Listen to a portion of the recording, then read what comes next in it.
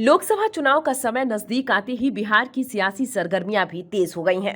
एक तरफ जहां एनडीए और इंडिया अपनी रणनीति बना रहे हैं, वहीं दूसरी तरफ असदुद्दीन ओवैसी की पार्टी एआईएमआईएम और मायावती की बसपा थर्ड फ्रंट बनाने की कवायद में जुटी हुई है। दरअसल मुख्यमंत्री नीतीश कुमार की पहल पर तमाम विपक्षी दल एक मंच पर आए और बीजेपी को केंद्र की सत्ता से बेदखल करने के लिए इंडी गठबंधन बनाया। उधर बीजेपी ने भी एनडीए में देश भर के कई दलों को शामिल किया है और विपक्ष के खिलाफ रणनीति बना रही है। विपक्षी दल साथ आए, लेकिन इंडी गठबंधन में ओवैसी की पार्टी को तरजीह नहीं दी गई।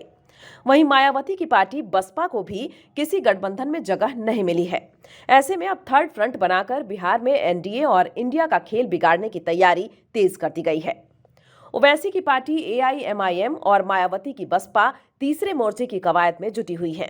इसके लिए एआईएमआईएम अन्य छोटे दलों के संपर्क में है और बिहार में समान विचारधारा वाले दलों को तलाश कर रही है। एआईएमआईएम थर्ड फ्रंट बनाकर बिहार की सभी 40 लोकसभा सीटों पर चुनाव लड़ने की तैयारी में है। वहीं बसपा भी तीसरा मोर्चा के जरिए बिहार की सभी सीटों पर चुनाव लड़ने की तैयारी में है। उधर वीआईपी प्रमुख मुकेश सहनी भी आगामी 27 जनवरी से अपनी संकल्प यात्रा के तीसरे चरण की शुरुआत करने जा रहे हैं। वीआईपी आरक्षण नहीं तो गठबंधन नहीं की बात कह रही है। लोकसभा चुनाव में वीआईपी किस खेमे के साथ जाएगी, फिलहाल कुछ भी कह पाना कठिन है। वहीं बिहार के कुछ अन्य छोटे दल भी हैं जो अपनी अपनी विचारधारा के साथ चुनावी मैदान में उतरने की तैयारी कर रहे हैं।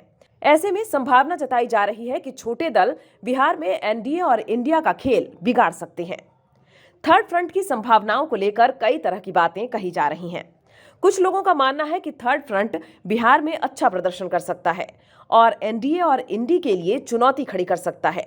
वहीं कुछ लोगों का मानना है कि थर्ड फ्रंट का कोई खास असर नहीं होगा। थर्ड फ्रंट की सफलता कई बातों पर निर्भर करेगा। सबसे पहले यह देखना होगा कि एआईएमआईएम और बसपा जैसे दल कितने छोटे दलों को अपने साथ जोड़ पाते हैं। साथ ही यह भी देखना होगा कि इन दलों का नेतृत्व कितना प्रभावशाली है। इसके अलावा यह भी देखना होगा कि बिहार की जनता थर्ड फ्रंट को कितना समर्थन देती है। यदि थर्ड फ्रंट सफल होता है तो यह बिहार की राजनीति में एक बड़ा बदलाव ला सकता है।